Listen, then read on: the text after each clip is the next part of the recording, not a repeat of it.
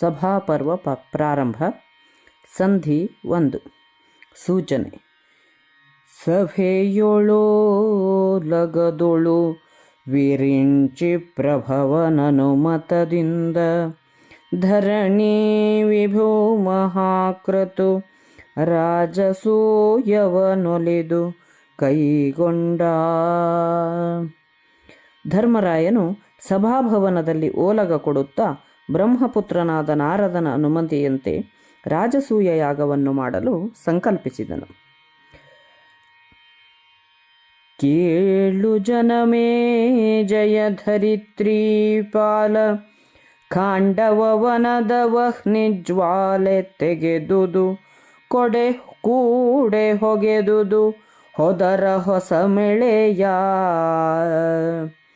ಮೇಲುಗಾಳಗದುಬ್ಬಿನಲಿ ಸಿರಿಲೋಲ ಸಹಿತರ್ಜುನನು ವಿಕ್ರಮದೇಳಿಗೆಯ ಪರಿತೋಷದಲ್ಲಿ ತಿರುಗಿದನು ಪಟ್ಟಣಕ್ಕೆ. ದೂತರೈದಿದರಿವರ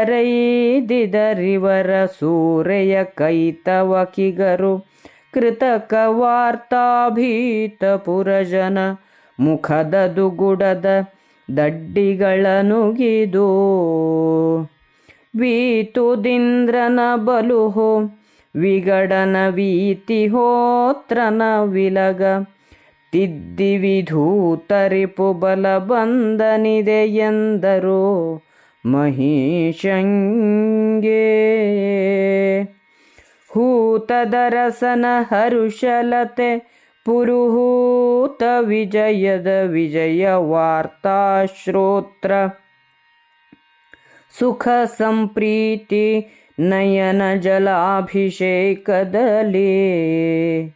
ಮಾತು ಹಿಂಚಿತು ಮುಂಚಿದುದು ನಯನಾತಿಥಿವ್ರಜ ಮುಸುಕಿತ ಹಿತ ವಿಘಾತಿ ಪಾರ್ಥನ ನಲಿನ ಸುತ ನಕುಲಾದಿ ಬಾಂಧವರ. ತಳಿತ ಗುಡಿಗಳ ಸಾಲ ಕಲಶದ ನಿಳಯ ನಿಳಯದ ಬೀದಿ ಬೀದಿಯ ತಳಿರ ತೋರಣದೋರಣದ ನವ ಮಕರ ತೋರಣದ ತಳಿಗೆ ತಂಬುಲದಾರತಿಯ ಮಂಗಳಿತರ ಭಸದೊಳಕಿಳ ರಾಜಾವಳಿಗಳೊಸಗೈಯೊಳಿವರು ಹೊಕ್ಕರು ರಾಜಮಂದಿರವಾ.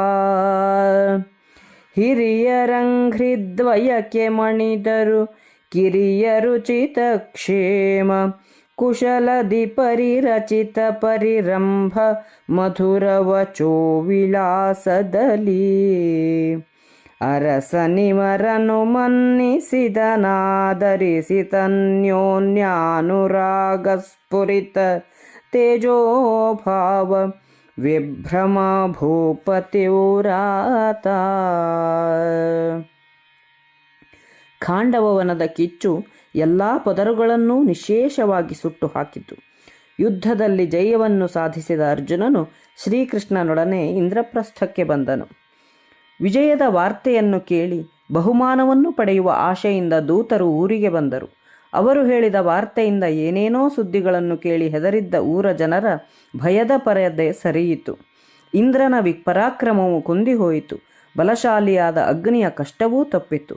ಶತ್ರುಗಳನ್ನು ಜಯಿಸಿದ ಅರ್ಜುನನು ಇದೋ ಬಂದ ಎಂದು ಧರ್ಮರಾಯನಿಗೆ ದೂತರು ಹೇಳಿದರು. ಧರ್ಮರಾಯನ ಹರುಷದ ಬಳ್ಳಿ ಹೂ ಬಿಟ್ಟಿತು. ಇಂದ್ರನನ್ನು ಜಯಿಸಿದ ಸುದ್ದಿ ಕಿವಿಗಳಿಗೆ ಸುಖವನ್ನು ಇತ್ತಿತು. ಸುದ್ದಿಯನ್ನು ಪೂರ್ತಿ ಕೇಳುವ ಮೊದಲೇ ಆನಂದ ಬಾಷ್ಪಗಳು ಉದುರಿದವು.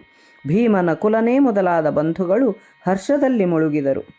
ಮನೆಗಳನ್ನು ಕಲಶಗಳಿಂದ ಅಲಂಕರಿಸಿ ಧ್ವಜಾರೋಹಣ ಮಾಡಿ ಬೀದಿಗಳನ್ನು ಒಪ್ಪವಾದ ತೋರಣಗಳಿಂದಲೂ ಮಕರ ತೋರಣಗಳಿಂದಲೂ ಶೃಂಗರಿಸಿದರು. ಆರತಿಗಳನ್ನು ಎತ್ತುತ್ತಿರಲು ವಾದ್ಯಗಳು ಮೊಳಗಲು ರಾಜರು ಬಳಸಿ ಹೊಗಳುತ್ತಿರಲು ಕೃಷ್ಣಾರ್ಜುನರು ಅರಮನೆಯನ್ನು ಹೊಕ್ಕರು. ಕೃಷ್ಣಾರ್ಜುನರು ಹಿರಿಯರಿಗೆ ವಂದಿಸಿ ಕಿರಿಯರನ್ನು ಮಧುರವಚನಗಳಿಂದ ಮನ್ನಿಸಿದರು, ಆಲಂಗಿಸಿಕೊಂಡರು. ರಾಜನು ಇಬ್ಬರನ್ನೂ ಮನ್ನಿಸಿದನು. ಪರಸ್ಪರ ಪ್ರೇಮ ಸಂಭ್ರಮವು ಎಲ್ಲರನ್ನೂ ಆವರಿಸಿತು.